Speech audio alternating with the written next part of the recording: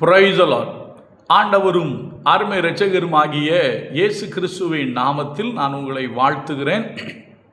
மறுபடியுமாக கர்த்தருடைய பரிசுத்தம் உள்ள சன்னிதானத்திலிருந்து கர்த்தருடைய பரிசுத்தமான வார்த்தைகள் மூலமாய் உங்களை சந்திப்பது மிகுந்த மகிழ்ச்சி. ஆண்டவருடைய பெரிதான கிருபையினால நாம் தொடர்ந்து சத்திய வசனங்களை ஆராய்ந்து அறிந்து வருகிறோம். ஆண்டவருடைய கிருபையினால இந்த வாரத்திற்காக கர்த்தருடைய முகத்தை நோக்கி பார்த்த பொழுது கர்த்தர் எனக்கு கற்றுக் கொடுத்த ஒரு காரியத்தை உங்களோடு பகிர்ந்து கொள்ளும்படி என்னுடைய ஆவியை ஏவினபடினாலே அந்த வார்த்தையை உங்களோடு நான் பகிர்ந்து கொள்ளுகிறேன். அருமையான கர்த்தருடைய பிள்ளைகளே, இந்த வாரம் முழுவதும் நாம் தொடர்ச்சியாக தியானிக்க போகிற செய்தியினுடைய தலைப்பு வேட்டை. வேட்டை என்கிற தலைப்பிலே கர்த்தருடைய வார்த்தைகளை தியானிக்க போகிறோம். வேட்டையாடியது யார்? வேட்டையாடப்பட்டவர்கள் யார்? நாம் மிருகங்கள் வேட்டையாடப்பட்டதை கேள்விப்பட்டிருப்போம்.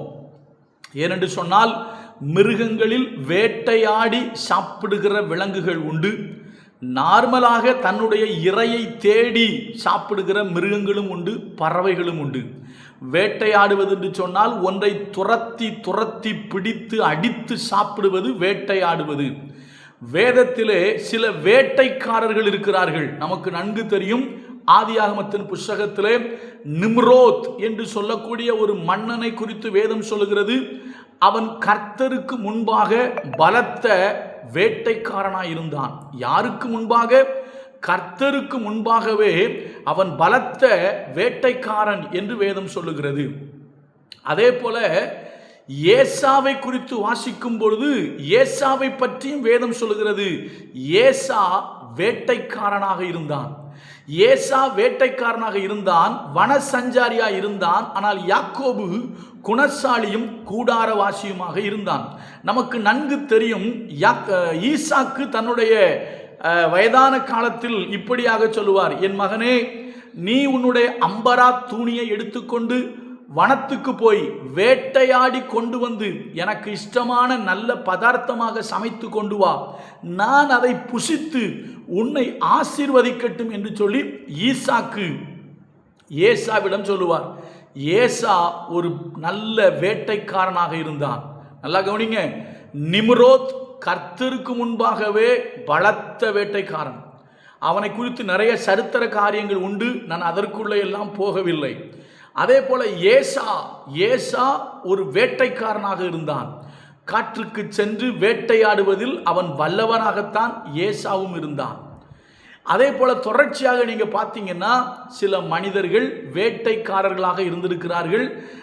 ஆதி மனிதர்கள் நமக்கு தெரிந்து கற்கால மனிதர்களோ அதற்கு முற்கால மனிதர்களோ வேட்டையாடிதான் தங்களுடைய உணவை புசித்திருக்கிறார்கள். ஒருவேளை நீங்க சில ஆதிவாசிகளுடைய அந்த டாக்குமெண்ட்ரி ஃபிலிம் பார்க்குறவங்களுக்கு வாய்ப்பு கிடச்சிச்சின்னா அவங்கள நீங்கள் பார்த்தீங்கன்னா வேட்டையாடி தான் புசிப்பார்கள். விலங்குகளை வேட்டையாடுவார்கள். சில இடங்களில் மனிதர்களையே வேட்டையாடுகிறார்கள். அப்படியெல்லாம் இருக்கிறது. அப்போ நம்ம என்ன பார்க்க போகிறோம் அப்படின்னா, வேதாகமம் சொல்லுகிறது சில மனிதர்கள் வேட்டையாடினார்கள், சில மனிதர்கள் வேட்டை ஆடப்பட்டார்கள். சில காரியங்கள் சில மனிதர்களை வேட்டையாடுகிறது. வேட்டையாடியது யார்? வேட்டையாடப்பட்டது யார்? வேத வசனத்தின் அடிப்படையில் நாம் தியானிக்க போறோம். கர்த்தர் நமக்கு அதற்கு உதவி செய்வாராக. இன்றைக்கு நான் அறிமுக உரையை சொல்லுகிறேன். யோபு ஆண்டவரை நோக்கி ஒரு வார்த்தையை சொல்றார். வாசிக்கிறேன் பாருங்க. யோபு 10வது அதிகாரம் 16வது வசனம். யோபு 10:16. சிங்கத்தை போல என்னை வேட்டையாடி எனக்கு விரோதமாய் உமது அதிசய வல்லமையை விளங்க பண்ணுகிறீர். யோபு தனக்கு ஏற்பட்ட அந்த சோதனை நாட்களில், தனக்கு ஏற்பட்ட அந்த கடினமான சூழ்நிலையில் கர்த்தரை நோக்கி இப்படியாக கதறுகிறார். எப்படி கதறுகிறார்? ஆண்டவரே, நீர் என்னை சிங்கத்தை போல் வேட்டையாடுகிறீர் அப்படிங்கிறார். ஏன்னா நமக்கு தெரியும், சிங்கம் ஒரு வேட்டையாடுகிற ஒரு விலங்கு. தன்னுடைய இரையை துரத்தி துரத்தி அடித்து பிடித்து சாப்பிடும் சிங்கம்.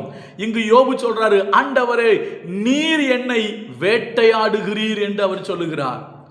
ஆண்டவர் வேட்டையாடுகிறவரா?